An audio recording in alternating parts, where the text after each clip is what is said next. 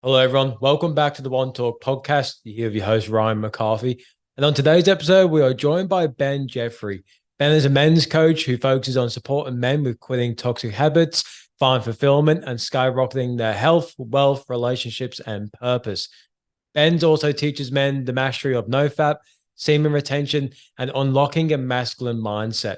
On today's episode, we dived into a Q&A because this is Ben's second time coming on the podcast, and it's a really good opportunity to be able to pick Ben's brain on multiple different topics of what he specializes in and ask some really quality questions from the community.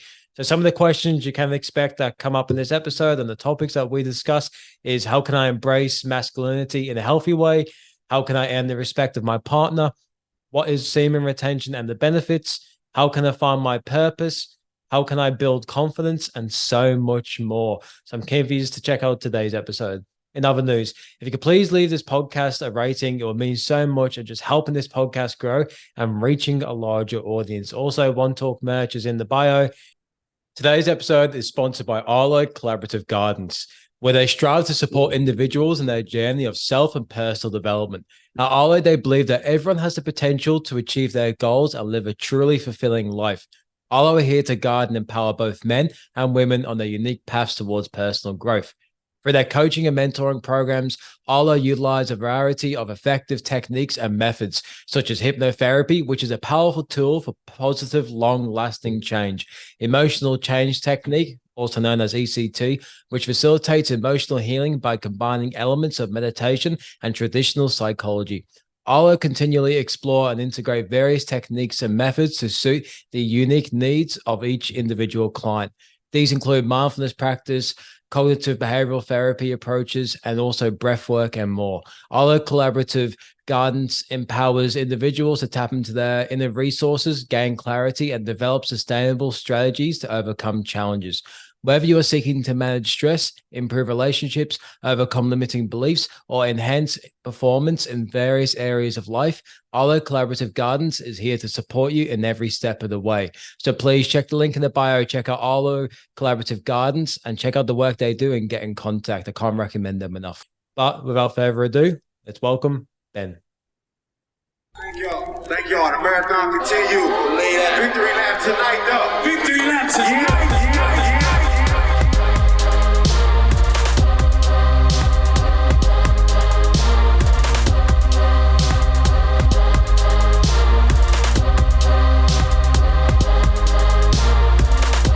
Welcome to the One Talk podcast with Ryan McCarthy.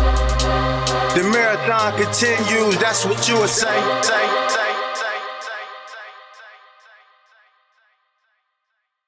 Welcome, Ben. How are you, brother? Yeah, doing very well. Thank you.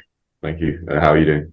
Yeah, I'm doing well, thanks. It's good to have you back on the One Talk, back on the podcast, and to share some more insight and value from your own expertise. I'm really keen to dive into a Q&A that we've gotten from both of our audiences, and we've put them together, and I'm really keen to pick your brain on these questions we've got together here.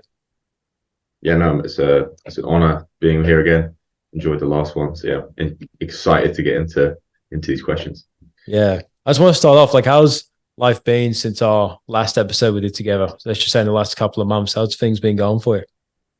Yeah, things have been going really well, actually. I think when we spoke, I kind of was pushing my, just everything with the business, trying to get more clients on board, etc.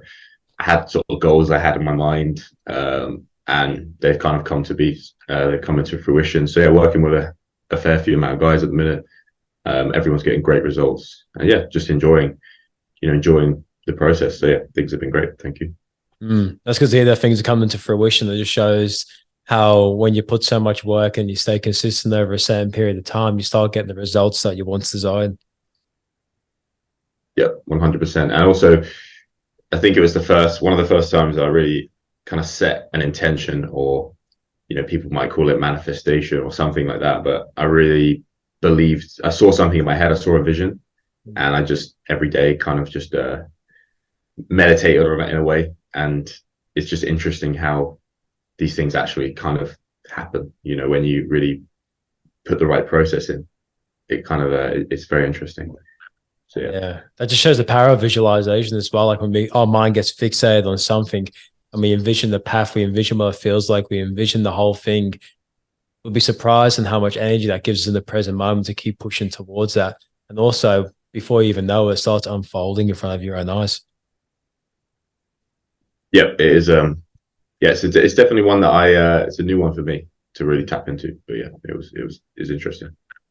Epic, brother. Well, I'm going to get into these Q&As, and I've got them all in order. So I'll just start with the first one. Someone asked, how do you derail that way of thinking when you have urges to do it and you feel you must do it? And I think that's relating to fapping. Yeah, so you cannot change emotion with logic, only through action. So the best way to explain this is if a guy is depressed and you go up to him and you say, hey man, you're depressed. Why don't you just think that you're not depressed and you'll feel better? And the guy will probably look at you and be like, thank you, mate. That's brilliant advice. You've really helped me there. Because the thing is, you can't change the way you feel by thinking. So what a lot of guys do is when they have that urge, they try to think their way out of it. Oh, don't fap, don't fap, don't fap. And it just doesn't work. That's not how it works. So the only way you can overcome that is by taking action. You know, whether that action be movement, you know, whether it be getting out of the house, any form of like kind of sexual transmutation. But breathing is the best thing, you know, because it's something you can do at any time, any place, anywhere. And something I teach my clients is to shift their energy in the body through breath. So what you're actually, when you're feeling that urge, it's not necessarily sexual. It's just energy that's building up in your body, and you just don't know how to maneuver that and use it. So you can focus on your breath, really focus on it, raise that energy up your body. And whilst you're breathing, kind of visualize it raising up your body. Don't think, don't use your mind at all. Completely shut your mind off. And that can definitely help. And yeah, another thing is like, if urges kind of work like fire. So, you know, imagine you want to start a fire, right? You get an ember, you put some sparks on some kindling, and then you get an ember. Now, for that ember to catch into a flame, you have to blow on it, you have to give it attention, and it will catch a flame. It's the exact same with an urge. You know, if an urge is like that ember, and if you give it attention, it will catch into a flame. And the more attention you give it, the more wood you're putting on that fire. Whereas at the start, it was just that tiny ember. And if you just kind of rejected that thought or rejected that initial thing coming in that was of a sexual nature, the problem's kind of disappeared. You know, it's the saying like an ounce of prevention is worth a pound of cure. So if you can apply those two things and do that over a period of time, you'll find urges much easier to deal with. Makes a lot of sense. I've actually got a couple of my own questions on the back of some of your answers there, just to try and break it down a bit. Do you believe, like you said, it's not sexual energy most of the time? Do you believe it's just because it's like a habit that we have to do it, and that's why we feel the urge, or is there multiple factors that could play out? I think there's definitely different layers to it. You know, you could really go deep with that one, but for me, the base understanding is looking at kind of like traditional Chinese medicine is probably the one that makes the most sense, where they believe in the three types of energy: qi, shen, and jing. But in this case, we're talking about jing, which is kind of like our primal energy. It's related to like reproduction, creativity. You know, excess sexual behavior leads to, you know, your jing being low because you're losing it, and it's kind of like the wax of a candle, right? It's like the energy we get from our parents, and it's like the reserves, you know. So what we're doing is we're constantly leaking that energy because it's a formed habit, it's a learned habit. And what's happening is the reason you get quote unquote an urge is because the Chinese believe that the lower dantian. Have you heard of that before? No. So it's like there's like 3 points of it, like there's these 3 centers, but the energy begins in your lower abdomen. Like that's the start of where this energy is released, and then it raises up your body. So what's happening is you're just getting a build up down here, and you're just constantly leaking it every single time. It's like having someone giving you money every week, and instead of you putting it in your bank, you're just spending it. And that's the habit most guys are in. And as a result, they never. And there's certain benefits to allowing that energy to go up your body. Yeah, so that's kind of what I believe. So I'm not sure if that answers. Yeah, kind of that answers it. simplified that as much. I simplified that as much as I could, but yeah. Yeah, it makes sense because especially as men, like we are very logical thinking. Like we try to be strategic around overcoming challenges and adversity. And I think that's why they get caught up in that train of thought where they try and think their way out of it instead of taking the action because they're so caught up in their head and trying to think of strategy. That's the thing that's actually stopping them from even taking the action to begin with. Yeah, that's what it's about. It's really about, align. A big thing I teach clients is align yourself with the kind of guy you want to become. A guy, if you brush your teeth every day, you don't need to think about that. You don't count how many times I brushed my teeth this week. You just do it, right? So that's exactly what the guy who does the semen retention thing would do. He wouldn't count the days. He just goes about his day. It sits in the back of his head. And that's really the kind of, you have to start adopting that mentality. And clients get incredible results when they do that. Every client I have is just like, I'm like, yeah, so how far in are you? And he's like, I don't even know. She's like, all I know is I'm feeling good and the benefits are great. And yeah, man. And it's like, it's easy. And a lot of people don't believe it can be easy too. I think a Western thing is we think we have this association that success equals hardship, hard work, struggle, that there has to be this correlation of the two. Where in reality, why? Why does success have to be hard? Why can't success be fun and easy? If you change your mindset in that way, then it makes you think, oh, actually, that's true. Why can't success just be easy? It's a weird shift that we have, but if you can do that, you realize, oh, like, yeah, this process can be easy, but if you have the right tools, you're able to move that energy.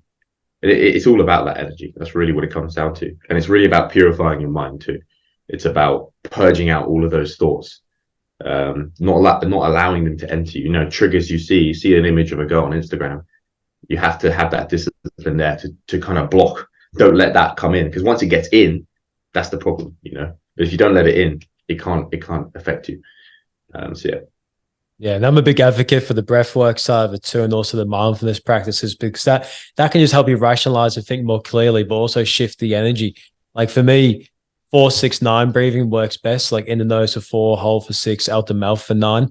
What have you seen work best, or what do you teach for your clients, the people you work with? Like what type of breathing strategies or techniques? Yeah, it's interesting. I don't actually teach them any sort of, in terms of any structure. I actually just say breathe however you want.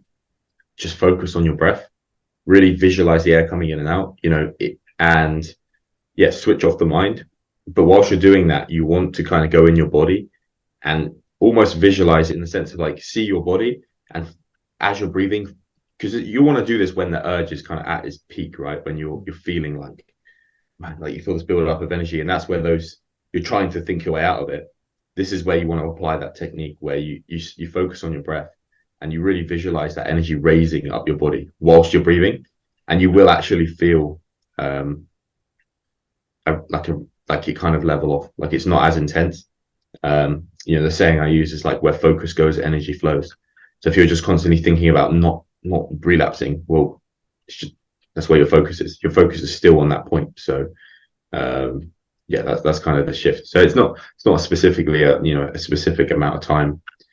It is just because you want to be able to do this, anywhere. Like if you're driving your car, if you're sat in a restaurant, whatever, it doesn't really matter. Like you just breathe. But it's just that it's the most simplest form of an action. Breathing is the most, well, at least from my opinion, it's like the most simplest form of an action. You're doing something, but it can be done anywhere.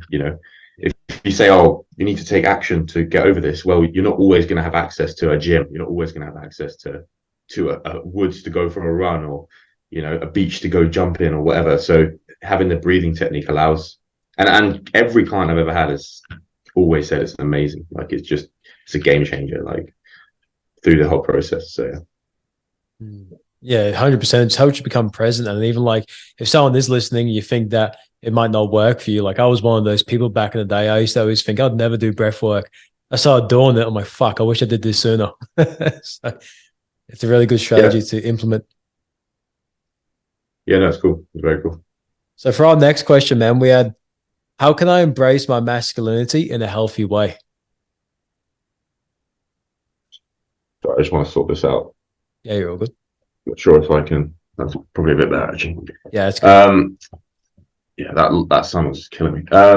So how can you embrace the masculinity in a healthy way?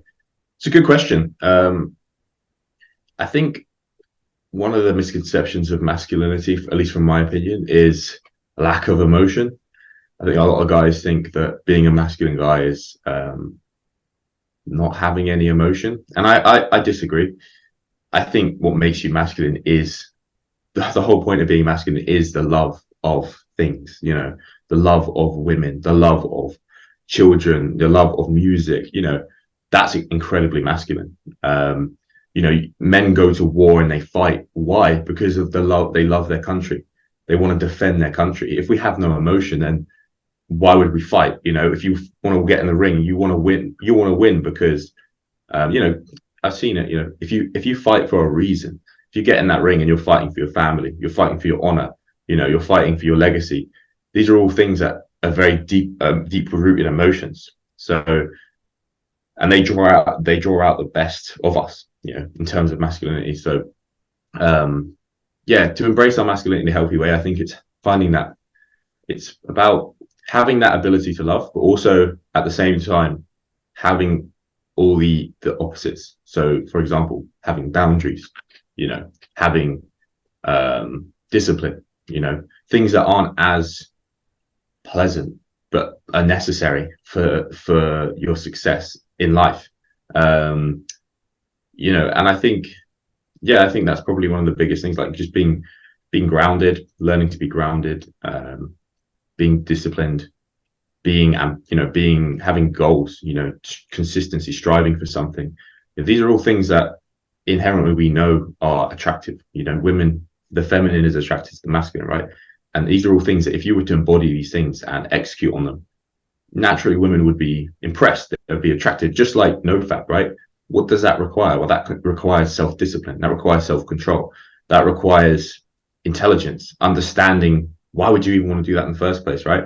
And I know from my experience, I even had a woman come up to me the other day in the gym who followed me and said she was blown away by someone my age who thinks the way I think.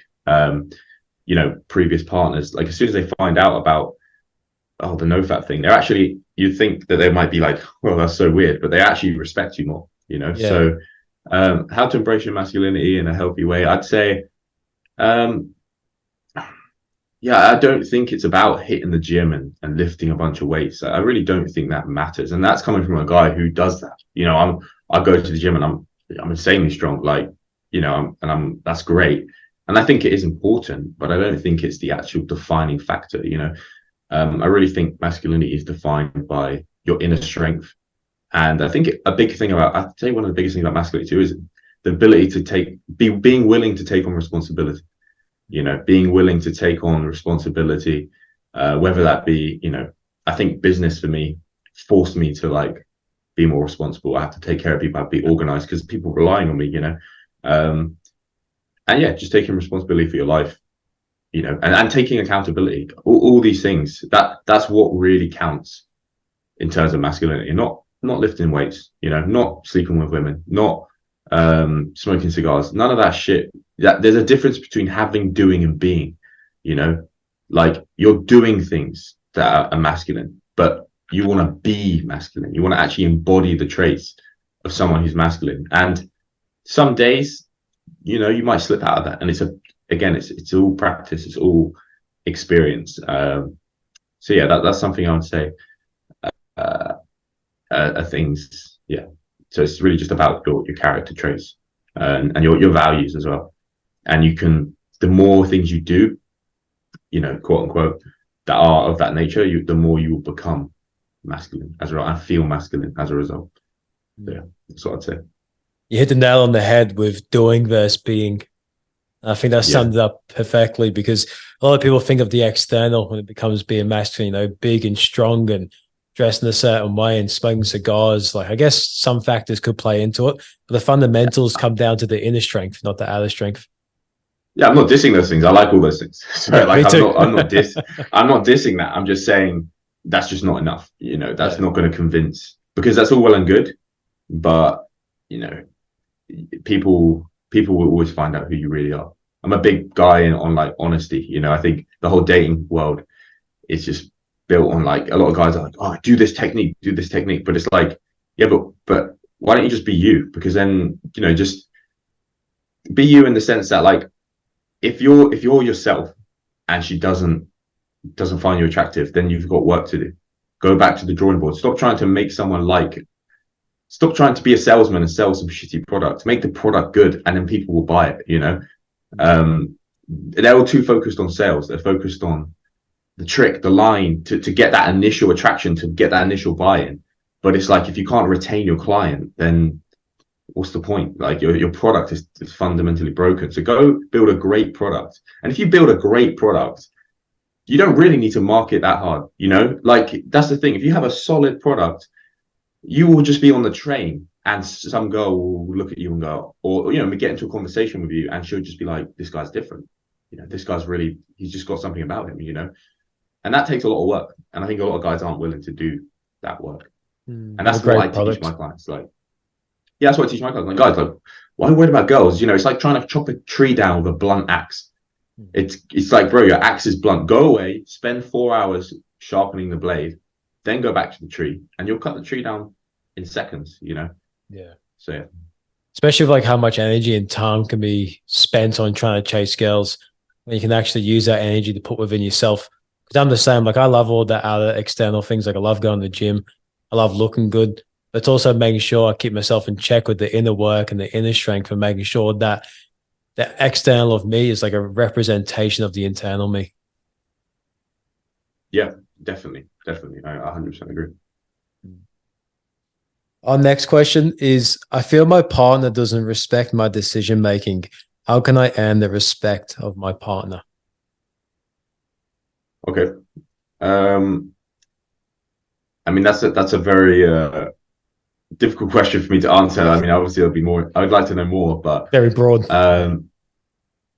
Yeah, that's interesting. Well, I think maybe that's, you know, and I'd assume that is because your track record hasn't been the best. So that trust, that decision making, that trust hasn't been established. So what I think that would come down to is maybe in the past you made a mistake, or maybe something happened that she's now a bit cautious when it comes to that. She wants to take on her own leadership, you know, lead herself. So I'd say, yeah, it's probably about, you know, deciding. There's nothing wrong with being decisive. I think being decisive is, again, it's one of them things that's extremely attractive. So, and I think it takes practice. You know, you have to be decisive in your own life. You have to be decisive for yourself with certain situations, etc. But being decisive doesn't necessarily mean just deciding anything, like, because just for the sake of, like, okay, there's 3 options, I'm just going to pick this one just so it looks like I'm so decisive. That's not necessarily right. That's almost overkill. You want to be calculated. You want to take the time to go, okay, let me look at these. Let me look at my options, weigh out what's ideal, and then in an appropriate amount of time, make a decision based on the information I've gathered, rather than just blindly deciding to look like you know what's going on. So being comfortable with not super rushing into things, and yeah, I think, you know, also for her to kind of like respect your decisions, I think she just needs to respect you as a whole. So work on yourself, work on just doing the things, you know, doing the things you want to do with your life, you know, training, taking care of yourself, you know, showing up, improving your life on your side, and being the man you want to be. And as a result, inevitably she'll have more respect for you. And if you feel like you know where you're going, she's much more likely to trust you and want to follow your lead. But if you feel like you don't know what's going on, and you're kind of like, you don't have a clear direction in your life, she'll probably fill that role for you. So yeah, that's best thing I can come up with. Yeah, that's what I was thinking of when I had this question as well, was the decisiveness and trust as well, just from like the kind of jam-packed question it was, because without the details, it's hard to know. But decisiveness and trust are probably the 2 main factors that come up. And also want to say, like, there's nothing wrong with having to take time to make a decision. Like, if you say to your partner, oh, give me an hour just so I can sit and think about it, or wait till tomorrow and I'll have an answer for you. then she has trust within you that she knows that you're thinking about it and actually taking into consideration. That builds trust as well. So there's nothing wrong with taking time to make an answer if you don't have one in the current moment. It's just being open and honest with the person and having those conversations too. Yeah, no, I definitely agree. I think that's a big thing. Yeah, just having that clear communication. It's not always about, don't fear being wrong. Don't always fear of like not being 100%. There's nothing wrong with that, because she's on your team too. You can always make a decision together. You can not necessarily like you're still the leader, but it's like you just negotiate. You communicate. Yeah. I think women need to be heard. They need to be understood. They need to feel listened to. So as long as you're doing that and she feels like you've got her best interest at heart, I'm sure she'll be much more receptive. Yeah, especially with being wrong as well. That's like a big piece that a lot of people struggle with, whether it's relationships, whether it's career, whether it's going to the gym, like in every aspect of life, there's that fear of being wrong that stops people from even taking the action and beginning the journey of like self-improvement or building connections with people that they know they need to build connections with. But that fear of being wrong just holds so many people back. Yeah, definitely. I dread to think how many guys there are out there that refuse to send me a DM, refuse to talk to me because purely of pride, And I get it. I remember when I was younger, I was terrible with, I didn't understand anything about girls or anything like when I was younger. And there was a video I saw, I think it was like one of the RSD guys, and it was like how to get out of the friend zone. And I remember looking at it thinking, what kind of loser would have to watch a video on how to get out of the friend zone? And then I was like talking to some girl, and I realized I was in the friend zone. And I was thinking, damn, okay, maybe I need to like, maybe I thought, you know what, let's just click on it, like see what this is about. And I watched this video, and in that video, just a few things changed in my whole perspective.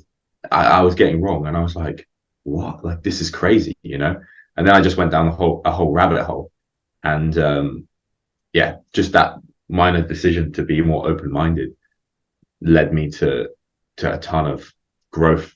Not always in the most positive, but for the most part, learning a lot of great things that helped me. So yeah, I definitely agree. I think there's a great book, Ego is the Enemy, by Ryan Holiday. It's quite popular, and it kind of lays that out, like how if you don't, if your ego can hold you back, if you're not willing to be the kind of put yourself below at the bottom, then you won't be able to get to the top.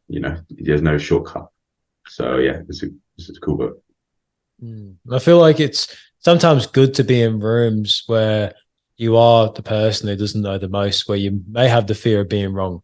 That's one of the best opportunities to educate yourself more and to learn more and to understand more and to become more curious in those environments, so that you actually reflect that back within yourself and to see what you can take on from that. Like if I go into a situation now and I feel like I'm going to be wrong, I don't really have the fear behind me anymore attached to that, because I'm like, I'm going to learn something from this experience.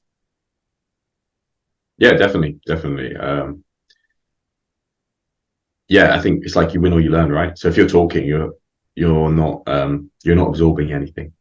You're just giving it. You're giving it out, which isn't always a bad thing. But if you want to grow as an individual, you talking about the stuff you already know isn't necessarily gonna yield a ton of growth. Whereas if you could sit down and listen, and that's something I actually struggled with probably like last year. It was like very not self-absorbed, but like I always wanted to talk. I always wanted to show people what I knew, whereas I didn't factor in that other people know stuff too. Like if you ask good questions and you listen, you can learn a lot from people. Even if they're just telling you their life story, you can take key things like, oh, maybe I shouldn't do that, or maybe I should do that. Or something they did in their journey, or something along those lines. So listening is a powerful tool in life.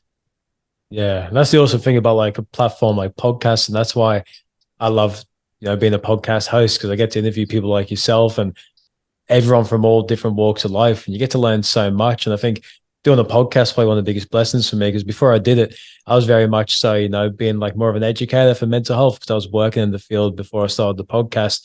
But then once I started the podcast, I'm learning from people. I'm actually listening to them and getting a deeper understanding, and that's expanded my knowledge so much. Yeah, no, that's really cool. I can imagine you talk to a lot of very interesting people, for sure. Yeah. Yeah. Our next question is, what can I do to find my purpose? I feel as though I'm just floating through life. Yeah, that's a great question. I think one thing I've realized is everyone is different. Everyone has a unique thing that is special to them. They have a gift. They have something that they want to do, and that doesn't have to be one thing. You know, you can be multifaceted. You could be a great musician. You could be an athlete. You could be someone who's hyper intelligent. You could be a podcaster. You could be like five different things at once. You know, look at someone like KSI. You know, from the UK. He's a singer. He's a multimillionaire. He's a boxer. Well, actually, I don't know about that, but you know, he's I'm joking, but like, you know, he's doing all these different things, and it just goes to show that you really can do anything. So I think to find your purpose, it starts at its most basic level with, you know, from the saying, a man with no purpose seeks his purpose through pleasure. So if you don't have a purpose, you're going to be seeking out pleasure. So look at your life and ask yourself, okay, where am I just like looking for pleasure? You know, where am I just looking for that kind of dopamine hit, that kind of, you know, escape reality kind of fix? And then think, okay, can I remove these things out of my life? You know, can I strip these back? And that's really what you got to do. You got to strip all those things back. You know, the biggest one for most guys is the porn, for the most part. You know, if it's not drinking, it's not smoking weed, it's going to be porn. You know, or it's going to be hooking up with women or whatever. Once you strip those things back, now it's almost like, you know, if it's like the dust can settle, you can finally see clearly. You can finally, your internal compass can actually reveal itself to you.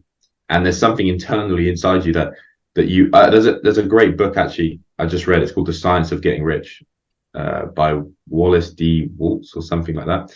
And he said that it's like if a child is like sees a piano and they can almost hear the music they want to play, and they want to play the music, but they can't quite do it.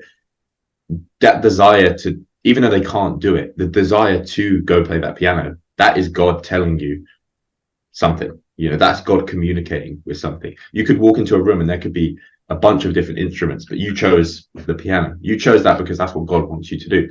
And now it's your job for your body. You know, your soul knows, your soul's there, it's ready, but your body hasn't caught up. You haven't actually acquired that skill. So it's really about your soul.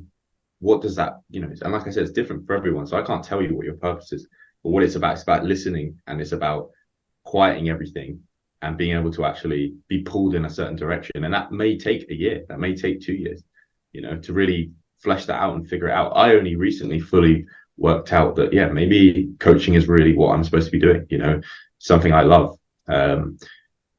And I love helping people, and it just, I'm good at it too. So I like, it's, you know, and it actually, I can actually financially compensate myself doing that. So it's like the perfect mix. It's like the ikigai. It's like you hit all of those, you know, you're aware of ikigai? Yeah. So it's like, damn, I actually figured out something that could actually fit into that model, which is great. So yeah, that's what I'd say is, you know, if you're not doing semen retention, you just look at your life.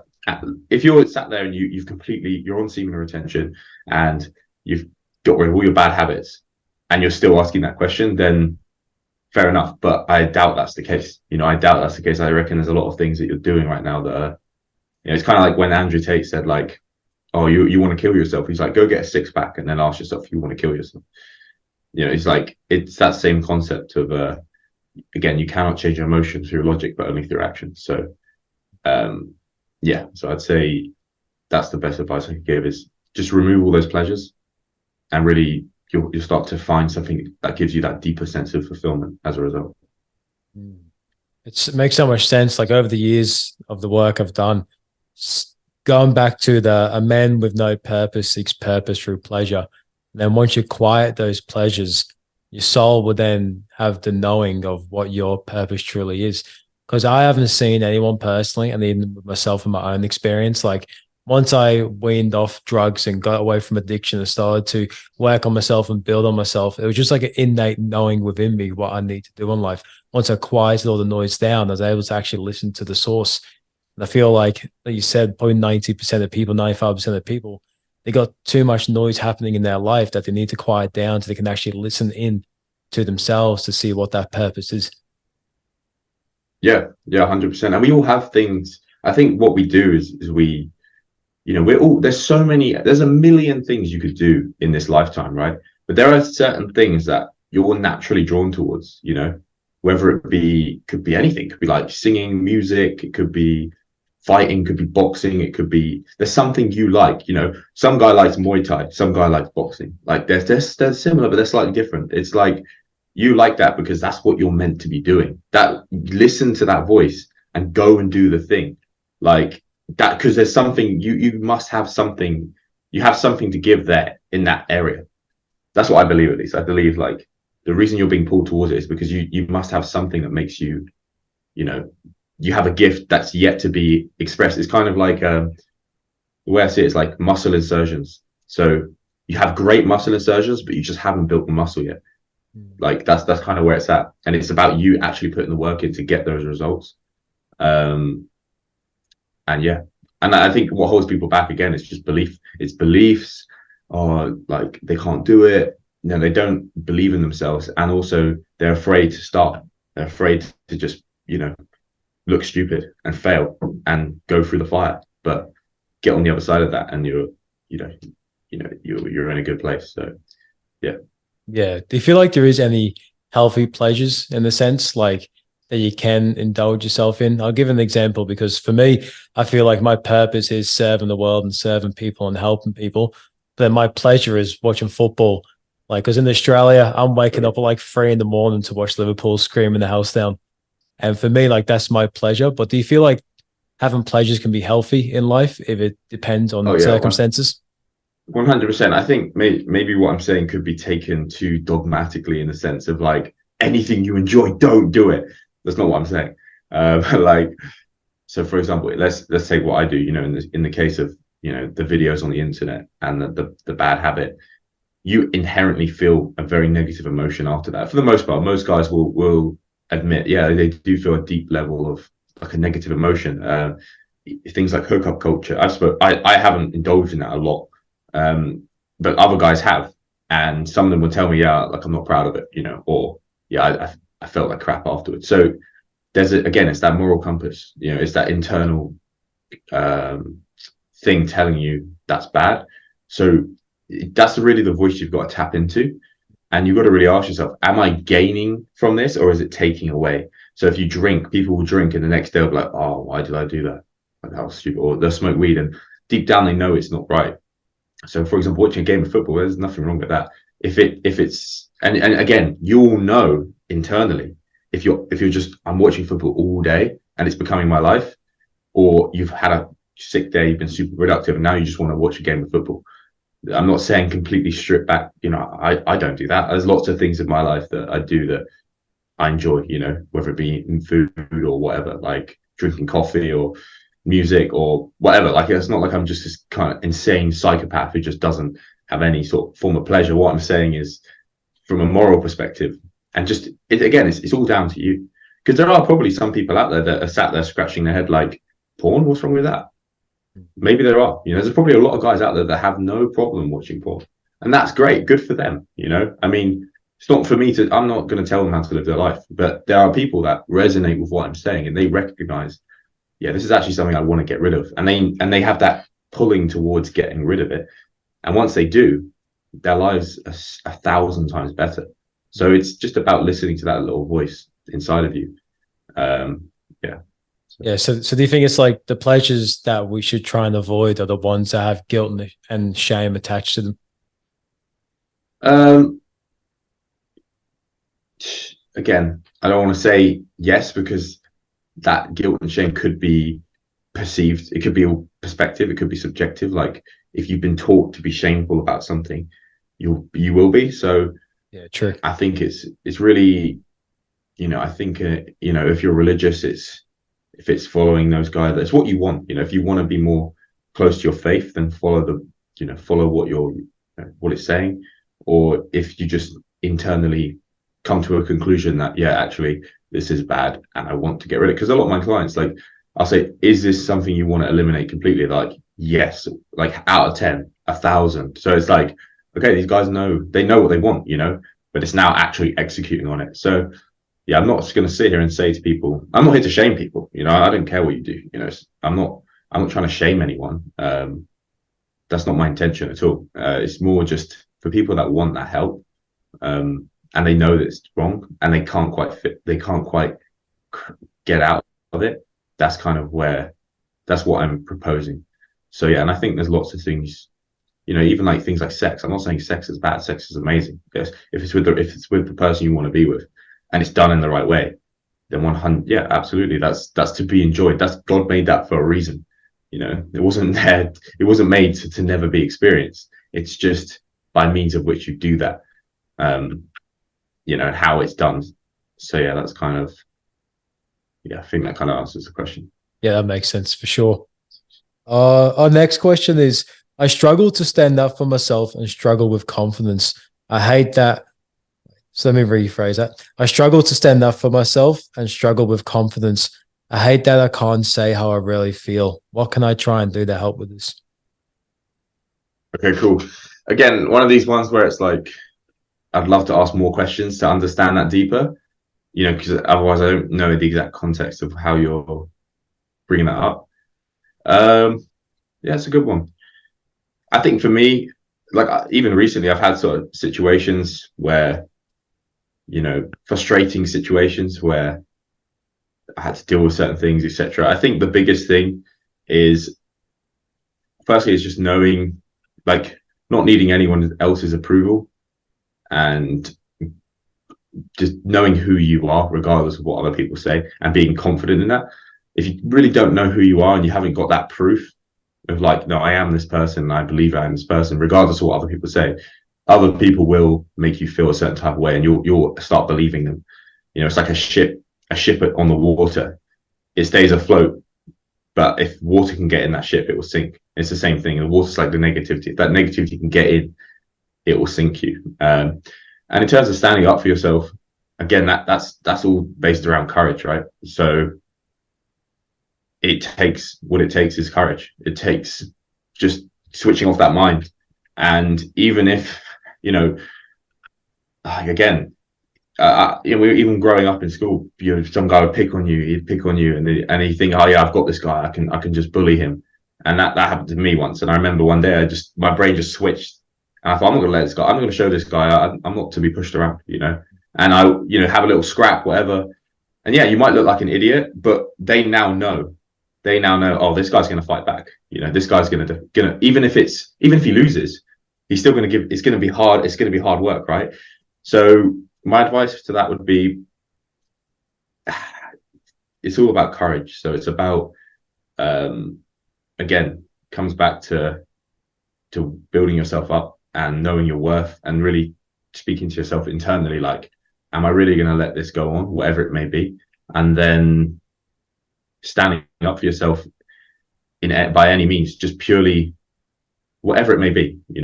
Don't be passive aggressive. Just find that courage and say what you want to say, even if it comes out bad. It's just the mere act of actually making that choice to defend yourself, or to defend your honor, whatever. That's all you need. It doesn't even matter if it goes well or bad, or if you look like an idiot. It's just the fact that you don't want to feel like someone's able to just walk all over you or disrespect you, and that'll take you higher. If someone's disrespecting you, that's going to pull you down in all different ways. But if you can actually stand up for yourself, tap into that courage, go through the fear, and then you'll actually end up in a much better place as a result. So yeah, that's probably, I don't know. What do you think? I agree. That's great. That's great advice, because like, to battle the struggle with confidence is the act of courage. And through that, you learn your lessons.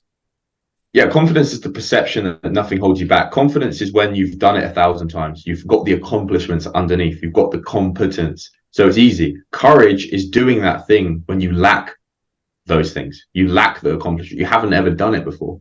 That's what courage is. It's going into the unknown. It's taking a risk, but with that comes great reward. It's like the laws of the universe, you could say. For every action, there's an equal or opposite reaction. So if you go for something, you're gonna either win. You're gonna win, or you're not. But like, that's the risk you have to take in order to gain something. Otherwise, nothing changes. And there's been times in my life where I had to find that courage, and it's not easy. It's not easy at all.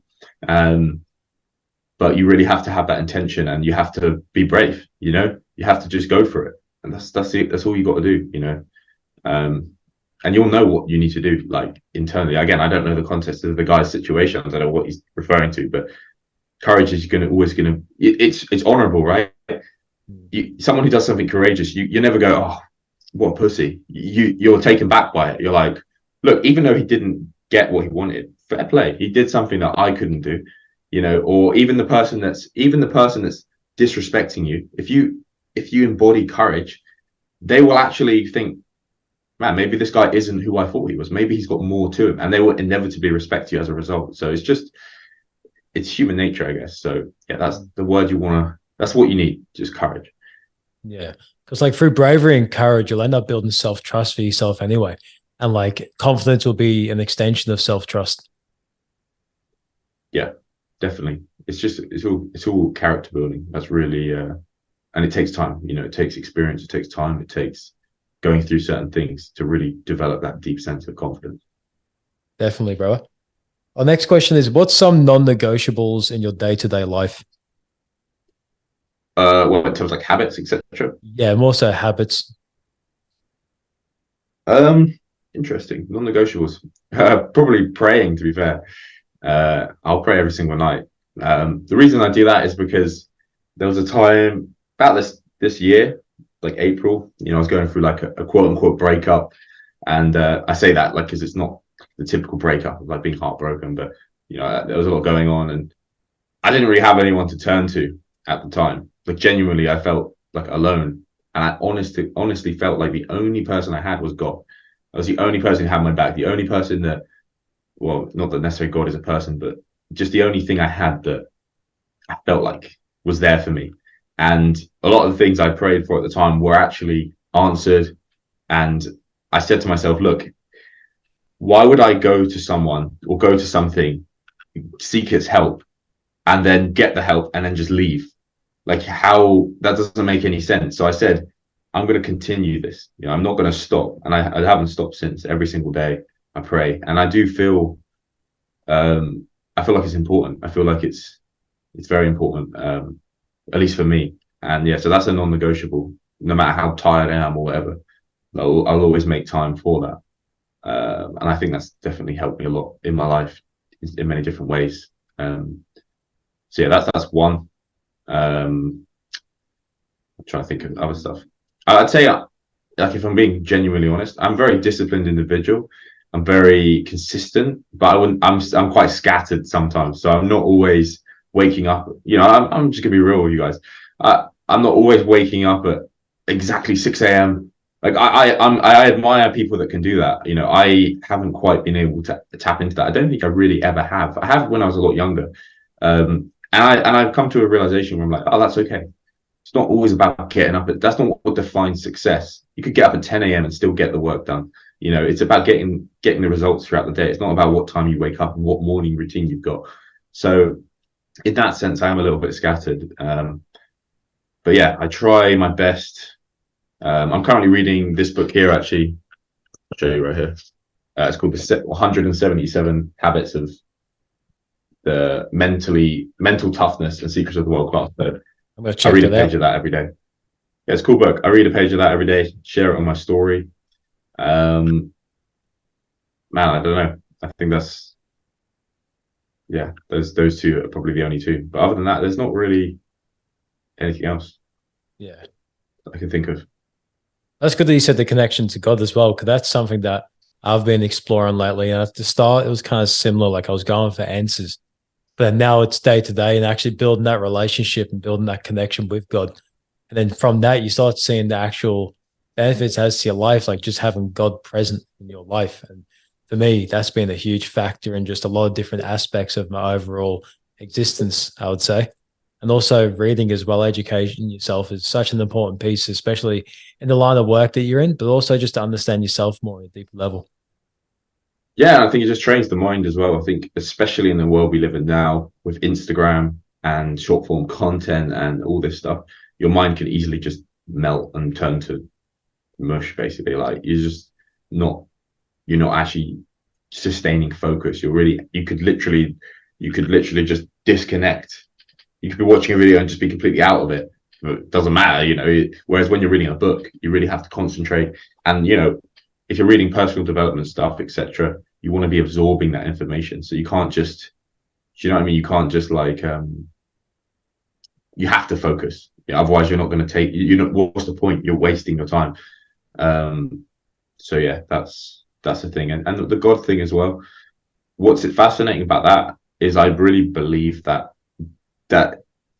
what I do with, it's going to sound a bit spiritual, right? The guys are going to be like, this guy's a bit crazy, but I really think it's it's like a 3-man operation. Like, it's me, it's the client, and then it's God. Like, honestly, I feel like a lot of the clients I'm getting aren't even me doing it. I genuinely feel like I'm just like the middleman for someone else. You know, I'm just helping these guys at the perfect point when they need it, and then they're going off to do their thing, which is just weird. So yeah, I think that's another reason why I do what I do. And I think, yeah, it is what I'm doing is kind of like, there's something there, you know. It's I couldn't be in a business where it's purely materialistic gains, you know, if I didn't feel like I was actually helping people. And again, that's not me trying to get the moral high ground. That's just me being me. I'm not dissing someone else's business where they sell t-shirts or something. That's great, but for me, I needed that to kind of see what I was doing and to feel like I was helping people. And yeah, I think that it all ties in, you know, to that connection with God. So yeah, it's interesting. Definitely, because everything has a purpose. And at the end of the day, it's all part of God's plan. Like you said, it may feel at times that you are the middleman in between the two. That's because there's a plan and action for that, you know, because he sees something in you that can help build that connection to get closer to him. Yeah, 100%. Well, before we finish up here, man, is there anything lastly you'd like to share with the listeners here? Not necessarily off the top of my head. All I'd say is, you know, yeah, my advice to everyone would just be, the world we live in right now is very wicked, you could say, or evil, or, you know, there's a lot of negative things going on in the world. And I think people get quite hung up on, you know, I just think the important thing is to not get into that state of us versus them, or, you know, very black and white. I think we need to realize, it sounds so hippie, but like, we are all human beings at the end of the day. And it's, in many cases, you're not going to be able to change the world. But I like the quote, you know, you may not be able to change the world for everyone, but you may be able to change the world for one person. So, or change one person's world. So that's what I focus on. You know, I focus on what I can do rather than, you know, and making sure my life is good and I'm happy internally and I'm helping the people around me, etc. And not getting too hung up on too much of the outside stuff. You know, I think a lot of the red pill community, they love sitting on these podcasts and biting each other's heads off and insulting each other and exposing each other. And really that is a very negative thing, I think. You know, I think it's great and you're well done, you've worked out there's an issue, but what are you actually doing to solve it? You're highlighting the issues, but what are you actually doing? So it all starts with us, you know, as individuals, and that's it. You got to just change yourself, you know, be the change you wish to see in the world, as they say. And that's all you can do. That's all you should worry about. That's all you should focus on. And as a result, I think you'll find a lot more fulfillment in your life if you do that. That's great, brother. Thank you for coming on. I appreciate it. Yeah, thank you very much. I appreciate you having me. Cheers. No worries. Have a good one, guys.